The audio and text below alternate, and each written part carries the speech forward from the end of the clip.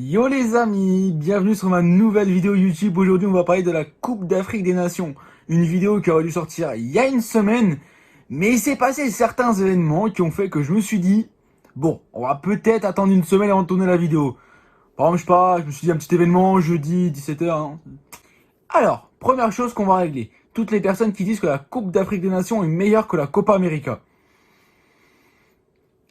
Désolé de vous dire que non. Voilà, pour plusieurs raisons. Déjà, la première raison, il me semble pas que la Copa América se joue sur des terrains moisis. Il me semble pas que le niveau de jeu soit aussi bas. Non, parce qu'il y a quand même des matchs quand même qui sont incroyablement faibles en termes de niveau de jeu. Il y a des joueurs de D4 qui jouent. Alors c'est vrai, en Copa América aussi, hein. En Copa América aussi, il y a des joueurs de D4 qui jouent. Vous prenez la Bolivie, l'Équateur, le Pérou, bon, pas des gros joueurs qui jouent. Mais il y a quand même plus de football là-bas. Et surtout, les meilleures équipes du continent sont meilleures que les meilleures équipes du continent africain. Voilà. Exemple, si vous faites un Argentine-Égypte, je pense pas qu'il y ait beaucoup de débats. Si vous faites un Brésil-Algérie, je pense pas qu'il y ait beaucoup de débats. Si vous faites un Uruguay-Sénégal, pas beaucoup de débats non plus malheureusement. Quoique l'Uruguay cette année c'est un peu compliqué. Alors, qu'est-ce qui s'est passé d'incroyable dans cette Coupe d'Afrique des Nations? Bon, déjà, première image, les pelouses. Je vais vous les montrer ici, mais comment c'est possible ça? Comment on peut jouer sur des pelouses pareilles? On dirait qu'ils ont cultivé des betteraves juste à côté. Non, par contre, les pelouses, c'est quand même une honte. Comment une Coupe d'Afrique des Nations peut se jouer sur des pelouses avec un état pareil? C'est pas possible. Voilà, déjà, ça, c'est une première chose. Ensuite, on va parler de quelque chose qui fâche. L'arbitre de Tunisie-Mali. Alors ça, c'est quand même une masterclass. Voilà, donc cet arbitre, dont je n'ai plus le nom et je ne ferai pas l'affront de le prononcer, arrêté le match à 85e minute, voilà, il se faisait chier, il s'est dit, bon, moi j'ai un rencard, moi j'ai une meuf à aller voir, pas le temps pour ces conneries de Coupe d'Afrique des Nations, moi je m'en vais. Bon, il est revenu, il a refait le match, tout ça pour 4 minutes. Pour 4 minutes. Le mec s'est dit, je vais me faire chier à lancer le match pour 4 minutes. Mais c'est pas ça le pire. Le pire, c'est que bon, il aurait déjà dû avoir autant de temps additionnel. Ils ont failli rejouer les 3 minutes du match quand même. C'est quand même une dinguerie, hein. Bon, au final, la CAN a un peu étouffé l'affaire, c'était pas grave. À tel point que, ce serait quand même dommage que cet arbitre ne puisse pas arbitrer d'autres matchs. C'est pour ça que, bien entendu, on lui a laissé la possibilité d'arbitrer un autre match. Et vous me dites qu'on voit ça en Copa América? Bah non, je suis désolé. Alors maintenant, il y a un événement qui est arrivé, et ça, on va pas pouvoir se foutre de leur gueule, parce que nous, en tant que Français, ça nous est arrivé il y a 2 ans. L'hymne de la Mauritanie. Petit problème à la sono, voilà, un Coupe d'Afrique des Nations, ils ont des ordis de 1940, il n'y avait pas de connexion internet, donc moi je pense c'est Régis là. Vous savez Régis, l'admin 6 du stade là. Il est arrivé, clé USB, voilà.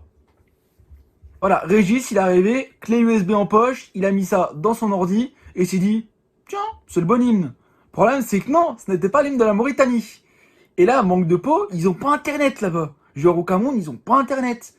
Bah, du coup, ils pouvaient pas taper sur Google YouTube hymne Mauritanie. Du coup, la Mauritanie a joué sans son hymne.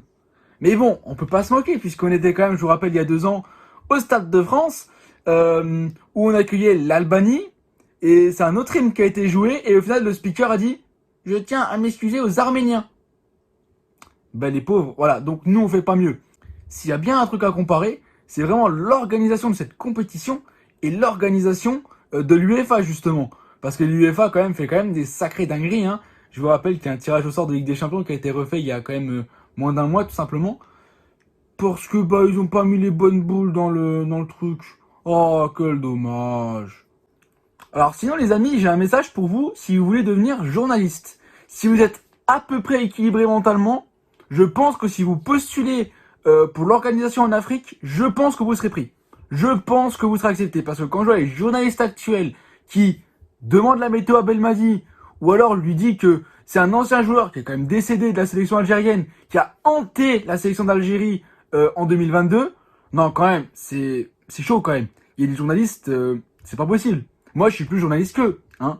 Je suis en école d'ingénieur en informatique. Je vous assure que vous me mettez journaliste, je suis plus compétent qu'eux, alors que je suis pas dans la même branche. Hein, c'est quand même des dingueries. Moi, c'est tous ces éléments-là qui me font que l'organisation de cette compétition, c'est pas possible. Comment une aussi grande compétition, on peut la gérer aussi mal? Et là, après, on parle de respect des pays africains, mais les pauvres, quoi. C'est eux les dommages collatéraux de cette histoire, parce que forcément, eux, ils essaient de gagner en crédibilité, tout ça pour que derrière, on se foute de leur gueule. C'est pas possible, quoi. C'est du foutage de gueule, tout simplement. Sinon, dans cette Coupe d'Afrique des Nations, si vous vous inquiétiez pour le cholismo, ce style de jeu de l'époque proposé par Diego Simeone, que ce personnage lui-même ne propose plus tellement, il a été réinvoqué au Sénégal. En effet, en gagnant 1-0 son match et en faisant 2-0-0, le Sénégal est premier de sa poule. Voilà, c'est le football. Voilà, faut pas critiquer. Hein, c'est une très bonne chose. Hein, il faut pas critiquer. Hein, c'est le football comme on le connaît. Allez, maintenant on va vous parler de ce qui vous intéresse, l'élimination de l'Algérie dès les phases de poule de la CAN. C'est quelque chose que je ne pensais pas possible. Voilà, c'était une cote à 8000. Hein, 35 matchs sans défaite, c'est ça? Alors, 35 matchs sans défaite. Alors, on va aller voir ensemble les 35 matchs sans défaite. Ne bougez pas. Bon, après, c'est tranquille, hein, les 35 matchs sans défaite. Hein, Niger, Burkina Faso, Djibouti, Zambie, Botswana, Zimbabwe, Mexique, encore ce match nul. Nigeria, c'est du lourd ça. Botswana encore, Zambie. Par contre, les amis, j'ai vraiment eu l'impression de voir l'Atlético de Madrid avec le maillot de l'Algérie des fois. Parce que je peux vous assurer que, en termes de nervosité, les joueurs qui s'énervent sans raison, n'est-ce pas, Coquet le style de jeu, c'est-à-dire on envoie des ballons longs devant et on prie pour que les joueurs devant ils contrôlent et ils aillent au but. Enfin, ce style de jeu un peu bizarre et pas bon. Il y avait beaucoup de choses qu'on voyait dans le jeu de l'Algérie et que moi j'ai vu à l'Atlético de Madrid dernièrement. C'est incroyable. Mais bon, voilà, c'est l'Algérie ça perd, l'Atlético ça perd. Conclusion, j'adresse tout mon soutien aux fans de l'Atlético de Madrid algérien et aux fans du FC Barcelone algérien. Mais sinon, la une de l'équipe, elle est très bien trouvée. Hein. 1, 2, 3, c'est déjà fini. Bon, après, voilà. L'élimination de l'Algérie, ça donne des débriefs croustillants de Mohamed Eni quand même. Par contre, on n'aura pas de parodie made by AZ Story, là, le fan du PSG qui fait des parodies, dommage. Hein. Voilà, elle était belle, là, celle de 2019, là. Elle était sympa. Hein. C'est celle-là, là. Attendez, hein, moi. Il est algérien et marocain, comme le gardien, on est tous des frères. Son pied gauche terrorise les adversaires. Le frère s'appelle Ismaël Benasser. Merci à tous nos joueurs pour ces moments de bonheur, ainsi qu'à Jamel Belmadi, leur entraîneur. Le peuple algérien en avait bien besoin. Des aides fiers, Jazair Banker.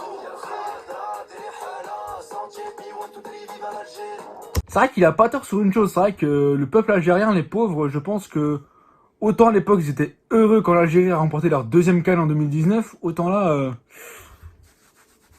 Mais après, du coup, voilà, je pense que l'Algérie va redescendre un petit peu parce que entre les 35 matchs en défaite, des matchs qui n'ont même pas été filmés, ou alors des matchs contre le Botswana, le Togo, la Zimbabwe, le Kenya, le Harzourkouristan, là, je néglige pas ce qu'ils ont fait, hein, mais bon, c'est plus facile de remporter 35 matchs. Encore, il y a une paire de matchs nuls là, dans les matchs là. Hein. C'est plus facile de faire des 1-1 face au Botswana ou au Togo que face à l'Argentine ou face à l'équipe de France, par exemple. Je dis ça, je dis rien, moi. Hein. Parce que bon, quand j'entends quand même favori à la Coupe du Monde, je l'ai entendu. Hein. Bon, sur Twitter, donc c'est un avis on ne peut plus respectable, du coup. Mais quand j'entends sur Twitter que l'Algérie était favori pour la Coupe du Monde alors qu'ils sont même pas encore qualifiés, voilà, hein, si en France il y a des Algériens et des Italiens ou des Algériens et des Portugais, ça dépend qui ira en Coupe du Monde ou pas, vous pourrez vous retrouver ensemble. Bon, alors si Eric Zemmour est passé, là ce sera plus compliqué, mais sinon ça passera quand même. Bon après, sinon il n'y a pas que des choses négatives dans cette CAN quand même. Non, déjà il y a des très beaux buts. Allez, on va faire une petite compilation des buts, maintenant. Non, sinon du coup les Comores qui sont qualifiés pour les huitièmes, c'est quand même incroyable. Par contre l'histoire elle est dommage parce que je crois qu'il y a des cas de Covid là-bas, donc malheureusement bah ça va être compliqué pour eux. Parce qu'avec les cas de Covid qu'ils ont, bah ils pourront peut-être pas jouer le huitième de finale. Il me semble que leurs deux gardiens sont positifs au Covid et ils ont une dizaine de joueurs. Enfin c'est vraiment dommage parce que pour leur première participation au tournoi, ils sont en huitième de finale et ça c'est énorme hein, je trouve. Hein. Ils ont fait une très très grosse performance hein, les Comores. Hein. Les petits pays aussi, le Cap-Vert par exemple, hein, très belle qualification pour eux aussi. Donc voilà, on leur souhaite à ces petits pays de briller comme ils peuvent. Les amis, du coup, j'espère que cette vidéo vous a plu. Si elle vous a plu, n'hésitez pas à lâcher le petit pouce bleu, à vous abonner, à mettre la petite cloche pour être averti à chaque fois que je publie une nouvelle vidéo. et à mettre en commentaire qui est-ce que vous voyez remporter cette Coupe d'Afrique des Nations. Allez, salut!